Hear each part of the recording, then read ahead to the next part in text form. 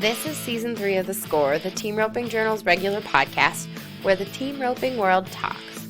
We've told the stories of some of the greatest cowboys, horses, and moments in the sport, and we're so far from done. In 2020, we'll bring you more of what you've come to expect, like interviews with the best cowboys and cowgirls we know, and we'll dive even deeper into subjects you care about. Look for more audio editions of the Team Roping Journal stories you might have missed in print, and learn about the great horses shaping the sport and great challenges facing our industry. All this and more in 2020. I'm Chelsea Schaefer. Holy cow, guys. Season 3 of The Score coming in hot. I cannot believe that we are heading into our third year of this undertaking and that you all have listened to this podcast between the score and the short score almost 500,000 times. During the finals, you listened to this podcast 53,000 times. Holy moly, guys. That's pretty amazing. I cannot believe you all listen to us every week. I'm so excited that you do. I'm so grateful that you do, because if you weren't, we wouldn't have folks supporting us, and we would not have the ability to do this every other week and then every week on the short score. So I hope that we can help you get through your week, make it a little bit more enjoyable, and I hope you all enjoyed talking to us or listening to us talk about team roping this much more. Season 3 is kicking off with Tate Kirchenschlager. He's a 27-year-old Colorado native who now resides in Morgan Mill, Texas, and he's fresh off his first NFR appearance. Now, 9 years into his PRCA career, Tate got the big hit he needed when he won San Antonio, one of the biggest building rodeos of the year, with Ross Ashford, and skyrocketed to the top of the PRCA's world standings. The road was a very long one for Tate, because he made his living as a horse trainer, finishing no higher than 47th in the world standings before that first trip to the finals in December. Tate, who will get married in 2020, is rodeoing with his San Antonio Championship partner Ross Ashford this year, and he's still riding the Horse of the Year Jules Smokescreen. He is all in on a return trip to Las Vegas, and we talk about that and a whole lot more on this episode of The Score. Before we get into the interview, we've got to thank our partners at Nutrena and Safe Choice. Check them out at nutrenaworld.com/safechoice, and you'll learn more about them at the commercial break. Well, hey, Tate. We are fresh off your first NFR. I'm glad we waited until right now to talk. Yeah, me too. Well, okay, so we have to start with the NFR. Talk about, how many days? We were like 14. 5. Well, we're 5 days. Oh, removed. past the NFR? Yeah. It's 5 or 6 days now. Yeah. Have you had a chance to process? Oh, a little bit. I didn't want to leave. I did. I was ready to go home a little bit. I was tired of riding around in taxis and stuff. But as far as the rodeo, it's a blast. It is. Was it? Now, how do you feel about how you roped? Like, do you want 10 more there right now? How do you feel about it? Yeah, of course, like everybody wants to go back tomorrow. I do want to go back as many times as I can, but I felt like I roped pretty good, I thought. There's some barriers I broke. A couple of them I should have handled a little bit better, but I enjoyed it. I had fun roping with Tyler. It was a blast. I was glad we got to rope together. I had a blast roping with him, and yeah, I thought it went good for us. Yeah, I thought so too. Now, Smoke, were you happy with Smoke there? Yeah, I thought there's some stuff I wish I'd have prepared different. Should have worked on facing him a little better, but as far as standing there and giving me a flat go, never ducking or nothing, I thought he did great there. He gave me the same go 10 nights in a row. I was happy with how he did. Yeah, I thought he did good. I thought he could do a little better in spots, but I thought he did good. I think the most excitement that we saw from the fans about your team was obviously when Tyler got on Sugar too. On Sugar, that was pretty cool. That was a pretty awesome team to have. I don't know if that's ever happened before, to have the head and heel horse of the year on the same team at the finals. Yeah, I actually asked Powder about it, if him and Riley ever rode Bob and Ray, but he said it was different times, never. And even Powder, he thought that was the first time the head and heel horse were the same, and that's what Worley said too. No excuses to do bad now. We got the best. No excuses to do bad now. We got too good of horses to not do good. So yeah, that was good. I was glad Billy Jack let him ride him, and it was a good. Yeah, it was fun. It was cool.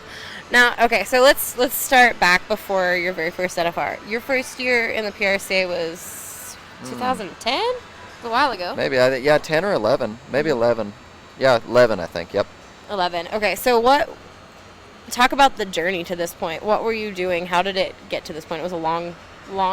Yeah, it was a long journey. I rodeoed an 11 a little bit, or quite a bit, and then in 12, think it was 12 was the first year Dakota made it, maybe. Yeah, 12. I rodeoed with him until California, and then I rodeoed with another guy until Cheyenne. I went home, and then 13, I rodeoed all of the 13 with Will Woodfin.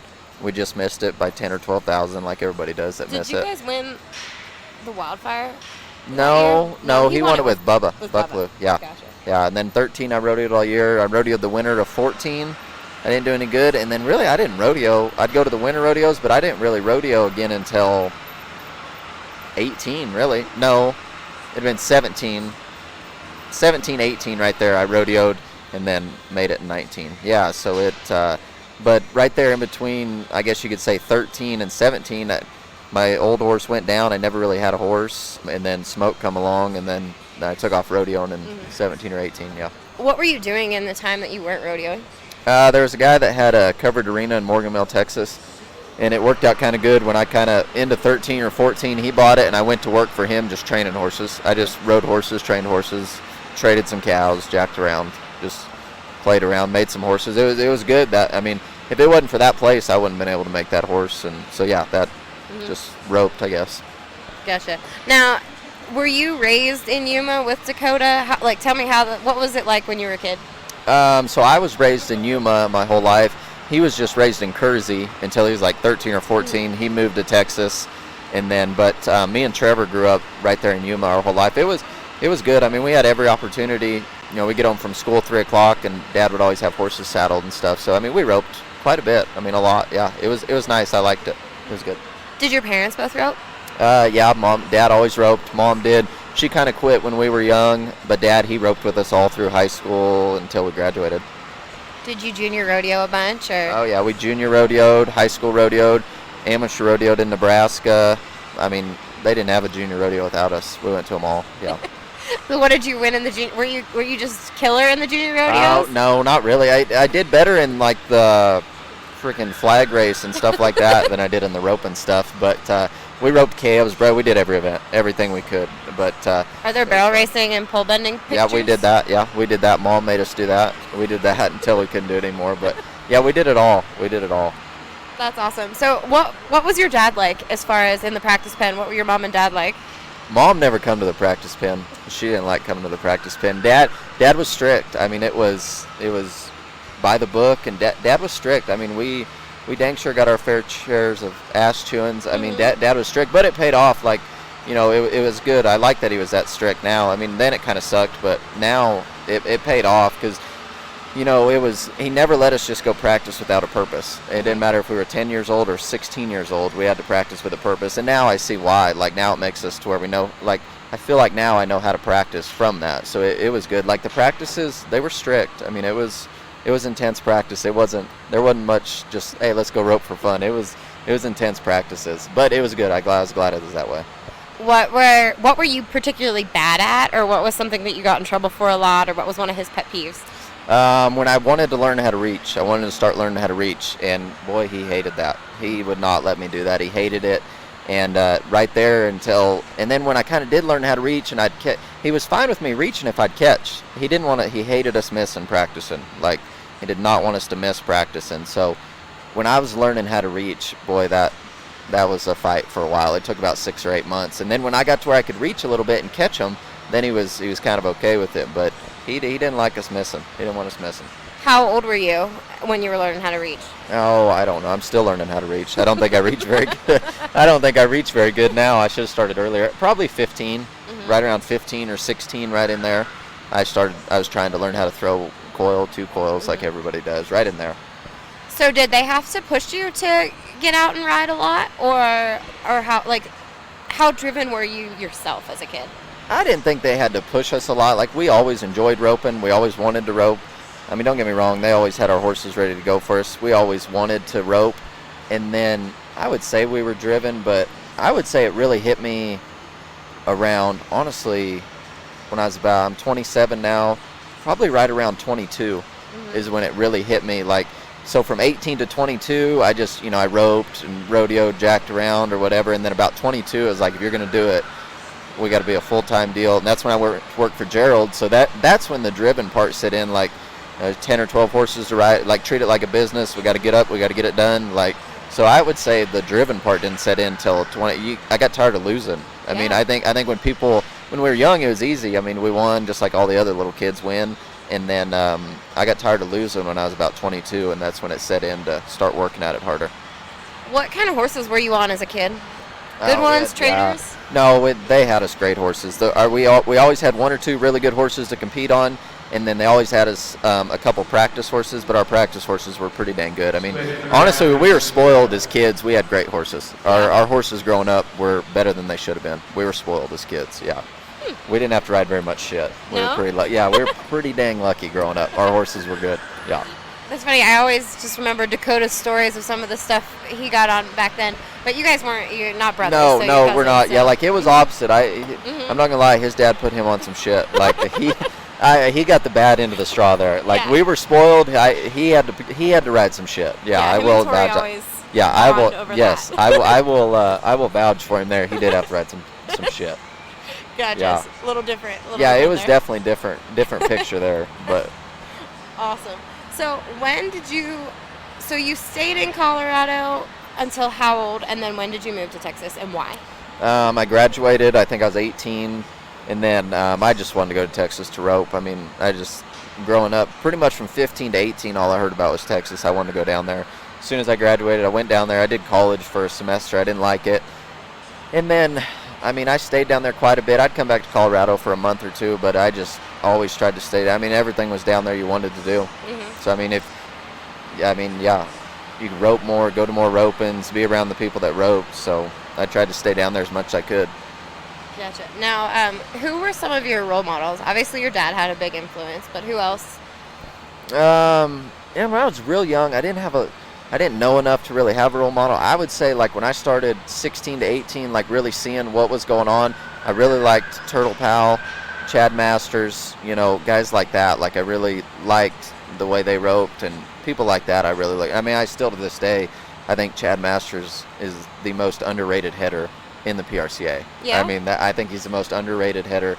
I mean, nobody talks about him. They talk about Driggers, Clay Smith, which, don't get me wrong, they're in a league of their own.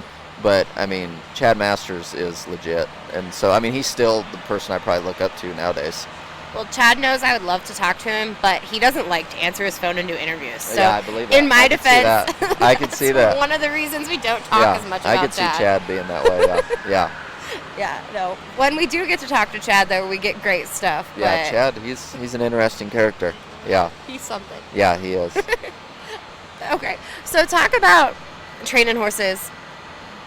What have you learned since you kind of started taking it seriously with training horses? I'm sure you've learned a ton. Yeah, I've learned a bunch. I mean, I still got a bunch to learn. I still don't think I'm as good as I need to be at it. And I don't know, patience is the main thing. Mainly patience. That's the main thing. And then I think another thing is you got to understand what the horse is capable of doing. Like, if he's not capable of being that open caliber, don't mess him up by trying to make him that way. Make him as good as he can be, and then let him be what he can be. Like, don't try to make a horse into something he can't be. Mm-hmm. That's the main thing, is understanding the horse. You got to understand what works for the horse. You got to understand what don't work for him. You got to understand how far you can push him. So, like, I think I've learned a lot of that in the last 3 to 5 years. How far to push him, when to back off, when not to push, and pay attention. Like, if you'll pay attention, the horse will tell you. You got to be able to know when the horse is telling you to quit or push harder. Like, that's what's the hardest part about understanding it. But I do believe when you have a good horse and they want to be good, you're just riding them. They're training themselves. Like, I do believe, like JD says it all the time, good horses make great horsemen or whatever. I don't know exactly how he says it, but it's true. I mean, if you got a horse that's going to be good, if you're just riding them, they're training themselves. I mean, they really are. Like Smoke, I mean, he's a good horse. He was broke when I got him. I mean, he trained. I just roped on him. It wasn't. I mean, don't get me wrong. I slow steer, score, just what everybody does or whatever. But I mean, good horses train themselves, I think, anyway. It's time to get more from your horse feed, don't you think? That's why Safe Choice provides great tasting choices with high quality nutrition, including superior amino acid levels for a strong top line. So whether you're looking for more performance results or simply healthy benefits for more quality time together, you'll get more peace of mind when you feed Safe Choice. See what's new and find a retailer near you at NutrenaWorld.com/SafeChoice. Do you have a favorite bit that fits better with your hands than, like, the bit that you grab right away when you get into horsing? I got a lot of corrections, a lot of solid corrections. You know, Daryl Davis's, Kerry Kelly's solid. I've never liked chains. I'm not a chain guy. I hate chains. They never felt good in my hand, but a solid correction, I've probably got 7 or 8 different style of solid corrections, and for some reason that's always felt good to me in my hands. I've used them forever, it feels like, so that's what I like. Even when you were a kid? To be honest, I used whatever Dad told me to when I was a kid. I mean, he knew more about it than we did. He had our stuff lined up for our horses. Honestly, I didn't know what a bit did. I didn't know brands of bits until I turned probably 18 to 20 years old. Like, it was always, Dad said that one worked on that horse, and that's what we rode. Like, I never heard of Kerry Kelly. I never heard of Daryl Davis. I never heard of nothing. All I knew was whatever we had in the room that Dad gave us. So I didn't get involved in learning about that stuff until I was probably 18 to 20. And I've just always, the corrections have felt good. Yeah, I mean, I bet I've been through hundreds of bits trying to experience it, but yeah. Now, as far as headgear goes, do you like anything other than a tie down? No, I've tried everything, just like everybody else. Horse isn't working good, his head's up. Try a brain chain or a headset or whatever they call them. And honestly, that's just a Band-Aid over the problem. So I've come to find out, just put a tie down on them and make them work. I do believe in starting young horses without a tie down. I like roping on them when they're green without a tie down to get them listening to me better. But I do believe, I think tie down helps balance more than anything. So I do believe rope horses do need tie downs. I think it helps them balance more than it does anything. So I'm a firm believer. I'll put a mouth shutter on some horses. Sometimes practicing, I'll put a Cavison on Smoke. He wants to open his mouth a little bit sometimes. But besides the Cavison, tie down, normal bridle, I try to keep it simple. Gotcha. What about, so now that you've been in the PRCA for a while, 8 years or so, there's a lot of politics that a guy could get into if he wanted to. Do you pay attention to everything that's going on as far as PRCA board meetings and this and that? Yeah. No, I got plenty of my own stuff to worry about. I got plenty to keep me busy. I try to keep up with, what the rodeos are doing. Like this year we got to go to X amount of tour rodeos, or this rodeo's taking this many teams. I try to keep up with what I need to keep up with to make sure I can take care of the business side of it. But no, I don't. I mean, Sherwood keeps up with it. I talk to Sherwood about some stuff sometimes, but I got plenty of my stuff to keep me busy. Yeah, for sure. Now we're sitting here at the Denver qualifier, which I'm sure you've been to before in the past. I've been here a few times, yeah. Is this going to be your circuit, by the way? Yeah, I'm going to claim Mountain States. I like the circuit up here. Go to enough Mountain States? I hope so. I hope so. I need to. Last year I didn't. Was it an accident that you didn't go to? No, I told Buddy when we started roping, I said, it's the money at the circuit finals ain't going to count for 2020. I said, my ultimate goal is to make the national finals. I said, I could care less to make the circuit finals this year. I said, I want to make the national finals. So we didn't plan accordingly. We didn't duck off for none of them. We went to some of them, but we didn't. It was not a priority. And this year the money's going to count for 2021. So I do want to go to the right amount of count. I will duck off and make sure I get my count this year. To Grover and Evergreen and Elizabeth Steamboat when we can. Yeah. This one counts right here. So I got one. Yeah, I'm doing good. I'm doing good. So now, tell us why you had to come to the Denver qualifier. Yeah, we didn't do a very good job taking care of business. we didn't get our P's and Q's. We didn't do what we were supposed to. So that's why we're here. I thought maybe Ross wasn't high enough to get in Denver. No, he finished 19th. Oh, we should have got in Denver. Yeah. No, we didn't do our job and get our stuff done in time. I didn't put you on blast there. No, I don't want to throw Ross under the bus. No, he didn't buy his card in time. That was like yesterday. Everybody's asking why you're here, and Ross didn't buy his card in time. I got tired of throwing him under the bus, so I just told everybody we needed the practice. It's circuit rodeo. That's why I'm here. I need another circuit rodeo. Yeah, and it's kind of on the way to Texas. Yeah, it's on the way to the house. Yeah. No, it really does though. It counts. So if we can make the rodeo, it'll count for 2 circuit rodeos. Yeah. So I just been telling everybody I need the count. Little extra money. Yeah, because it adds a lot. Yeah. Little $800 on the way home from the national finals. We need the practice. That's why we're here. We need the practice. What did you guys do on your first one? We didn't do any good. So you need the practice. Yeah, we do. We do the good thing. Yeah. Proven. We do. We need to catch today, but no, I don't mind. I do think you got to have the all-in mentality to rodeo. So, like, Mm-hmm. you know, those people that try to take shortcuts don't have that all-in mentality. I think you got to have the all-in mentality, whether it means going to the qualifier or, you know, going places you don't want to go. You got to go. You got to have the all-in mentality. You know, so I think you have to do stuff like this. I think it pays off in the end. Yeah. Yeah, speaking of that all-in mentality, Buddy has the all-in mentality, right? Yeah, Buddy takes it to the extreme. Buddy takes all in mentality to the extreme. But that's why Buddy does good. I mean, Yeah. and I respect him for it. And I like his. I mean, and I learned that from him this summer. Like, you got to have that all in mentality, and it'll pay off for him. That's why he's made the finals twice. That's why he's going to make it again. I mean, because he does have that all in mentality, and you got to have it. I mean, because if you don't, because I really do think, you know, there's 15 guys that go to the finals every year. I think there's only about 30 to 35 that have that all-in mentality. Mm-hmm. And if you don't have the all-in mentality, you're not going to make it. So you got to be one of those guys that do. Like, and I think that's why some people struggle. They don't have that mentality, and I think it hurts them in the long run. So if you were to describe a little bit more about what that mentality means on a day-to-day basis, what does that mean to you? Oh, I mean, I think it means, you know, nobody wants to make the long drives to the rodeos that aren't as good. I mean, we all want to go to Houston. We all want to go to San Antonio. They're a blast. But it's going through the little steps. Like, nobody wants to come to the Denver qualifier. But you want to win Denver, you want to make the finals, you need to go. You're all in, you go. You know, you show up, you get done at Austin, you have 35,000 won. California is fun, but it's like, man, I don't want to drive out there, be out there for a month. No, you drive out there, you go out there. Even if you only win 3,000 out there, you went out there, you're chasing points. You put it on paper, it don't make sense. You're chasing points. You need to be all in from the word go. Like, you know, I think, and Buddy made a good point this summer, the people that say, well, we're going to rodeo till Cheyenne, see how it looks, you're looking for a time to go home. Yeah. You know, the guys that make the finals every year, when they show up to Odessa, they know they're going till Stephenville. Like, they're all in, they're going till Stephenville. And I think that's how you have to be. Like, if you look for a spot to go home, you'll be going home. Mm-hmm. Like, you won't win enough, but if you can make yourself bear down, and I know it costs a lot, and you got to find a way, just like everybody's got to find a way. But if you can make yourself bear down and go all the time, like, I don't even mind. I like going to unofficial rodeos. You know, experience young horses. I think it helps. The more steers you can run behind the barrier, the better. So I think that's kind of the all-in mentality, I guess. That's a good answer. What, like, you brought up money, like, that it costs a lot.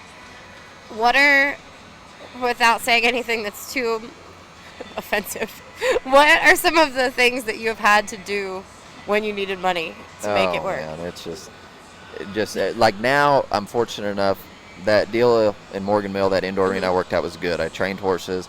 I got a little bit of a name built up to ride some horses. So, like, now, the off months, I've always got 7 to 10 outside horses. You know, good young horses I start for people. So anytime I have months off, ride horses for people, train horses, you know, make that $900 a month, you know, train. Just anytime I have a chance to make an extra dollar, just hustle around and do it. Like, don't sit around and be lazy. Like, there's always money to be made out there when you're at home. You got to go do it, or you'll be in a bind. You'll get in a real big bind. So the main thing is I just try to hustle any chance I got, any chance I get. Like, last fall, I stayed at my dad's house. We doctored yearlings for 60 days straight. I mean, I didn't want to do it, but it paid too good not to do it. So I think just whatever you can find to do. Next time you do that, let us know. I have like 4 or 5 head that I can send for you to ride. yeah, it's good out there. It is, but people got to find a way to make money, and everything's different for everybody. Like Buddy, he stays down there at Webb's, you know, and makes money down there, and you just got to find what it is that works and then do it. Tyler Wade does private lessons, outside horses. It's the same way over there at his. Yeah, I mean, he'll make $200 on Jersey calves. I mean, it is. I mean, he'll sell goats. I mean, it's whatever it is, and he's a hustler. I mean, when he's home, be the hustler. Oh my gosh, he blows my mind. He's not going to lose $10 over something. I can promise you that. No. But it's the same way at his house. When he's home, he's constantly doing something, and I think that's how all those guys are. That's how you got to be, I think. Yeah, for sure. Man, you grew up cowboying a lot, right? Yeah, we had cows and helped the neighbors, and yeah, it was a great lifestyle growing up. I mean, it was fun. Yeah. So, do you miss that as far as in making horses now that you don't have, or do you have access to all the cows and the? We still got cows, but I don't have access like I used to. I mean, I do, like, my dream deal would be to manage a ranch one day. I love cattle. I love the ranching lifestyle. Like, I wish I had a ranch, but I don't. I mean, and I love that lifestyle, and it would be nice to have that. I don't know if, I don't know if I'll ever fall into something or manage a ranch or what, but that would be the ultimate deal, to have a ranch, manage somebody's ranch, horse program, like, but I love that lifestyle. I think that is one of the best lifestyles. It seems like you're certainly making enough good horses without access to a ton of cows in big country, but yeah, it's just a little different. Like, now when I get them, somebody has already had to take them through the ranch process before I can jack with them. Where I used to be able to get them as 3 and 4 year olds with 30 rides on them, and I could ranch on them and do it, but I can't do it now. So I got to have horses that somebody else already had done on. Gotcha. Now tell me about your partner for this year. Ross was a Rookie of the Year 2 years ago. 2 years ago, yeah. Yeah. No, I'm excited to rope with him. He ropes good. He's a real nice kid. He's funny. I'm super. I think I'm more excited to rope with him than I have been anybody in my whole life. I mean, that's what I told somebody this morning on the phone. I think I got the best partner that I've probably ever had. Like, I am excited to rope with him. Yeah. And he's made his mistake for the year of not buying his card in time to go to Denver. So yeah. I don't hold it against him. I called him, or it was kind of my fault, because I called up there and entered, and they said, hey, your partner's flashing. And I was in Vegas. I was running around like, maybe he forgot to pay a fine at Belleville. And then we get the callbacks were drawn out, and then it hit me. I'm like, well, he couldn't have bought his card if he didn't pay his fine, because you got to have all your fines bought before you paid your card. I'm like, well, shit, I knew he didn't buy his card in time, and I called him. I'm like, hey, did you buy your card? Yeah, I just bought it yesterday. I'm like, the book's literally opened before you bought your card. And so I just laughed at him. I don't hold it against him. I don't care one bit. I mean, I don't mind roping here. I like him, so I don't ever get mad at him. So you're going to do all the entering then? Oh, yeah, I love entering. You do? I love entering. I do. I like trying to figure out the best places to go, how to do it, stay on top of it. Like, I enjoy it. I think we're going to buddy with Garrett Chick and Walt Woodard a little bit, and I'm going to enter them. I love entering. I like doing the entering. I enjoy it. It's hard, but it's fun. I enjoy it. That'll be cool. That'll be... Walt likes to travel by himself, but you'll undoubtedly have to spend some time over the 4th of July and stuff with him in a truck. Oh, I know. Something. It's me and Walt. We've really kind of hit it off in the last year. Really? I went over there and practiced a bunch and stayed around there. And I mean, I bet I talked to him this morning on the phone. I bet we talk on the phone every day. I mean, Walt and I have really kind of hit it off. I'd say we became pretty good friends. Last summer, I bet I talked to him every day all summer. He's hilarious. What don't people know about Walt Woodard? I feel like he's all business all the time, so I don't know a lot. Walt's got a funny side to him, a real funny side. And which I understand why I don't talk to people, because he does schools all the time. So, like, he's always having to entertain. So when he's done with the schools and he's outside the school circle, like, it's nice. I see why people are like, man, he's always by himself, always doing his own thing. Well, he's tired of entertaining people. He gets tired of talking to people, which I can see, but he is hilarious. I mean, gosh, he's hilarious. I enjoy talking to him. He's taught me a lot. He helps me still to this. I mean, he's always giving me advice. If I go to somebody for advice, I usually ask Walt for a lot of advice. Yeah, he's a good role model. He is. I bet he is full of good advice, too. I mean, as far as, like, the business side of rodeo, if you look and see what Walt Woodard has and what he does every day now, like, and actually being over there and seeing what goes on, I think he has done better on the business side of things for himself and rodeo than anybody else has. Probably I think so. His place is amazing. Yeah, his place is amazing. He's got, schools constantly, people wanting him to teach him how to rope, or him teach them how to rope. And I think on the business side of it, I think he's one of the best there is. Yeah. That's awesome. Well, I'm excited to watch you rope this year. It's going to be fun. Yeah, it'll be a fun year. Hopefully we can do good. But it's Lane Ivey said it best this time last year. We showed up to Odessa, and I don't know, we were talking about something, and said nobody cares about 2018, Tate. It's over with. No, because I told him something about the finals. He's like, don't talk about the finals. It's over with. Nobody cares what happened in 2000, and that's the truth. I mean, 2020, nobody gives a shit what happened at 2019 NFR. It's a new year. Anybody can make it, and it's a long. Just because you made it last year, don't mean you're gonna make it again. It's a long road. It's long.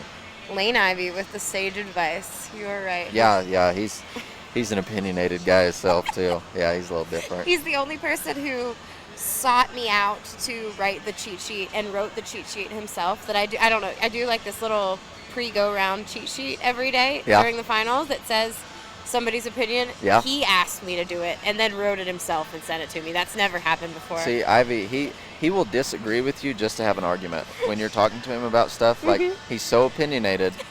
Like, he will disagree. Even if he agrees, he's going to disagree so he can argue with you. Like, I love it. I love participation because a lot of times I am just begging for somebody to help participate with me. So I love it. I mean, I love him to death. I mean, he's the best man at my wedding. So I mean, I love him to death. But that's just how he is. That's Lane. That's awesome. I love it. Well, thank you, Tate. Yeah, Good luck today. Thank you. Before we go, we've got to thank our partners at Safe Choice and Nutrena for sponsoring this episode of The Score. Check them out at nutrenaworld.com/safechoice to meet all of your horse's nutritional needs. Thank you all so much for listening to this episode, this interview with Tate Kirchenschlager. We really appreciate your time. We appreciate that you are spending your drives or your time in the office or your time on the tractor, whatever you're doing in your free time. Thank you for including us.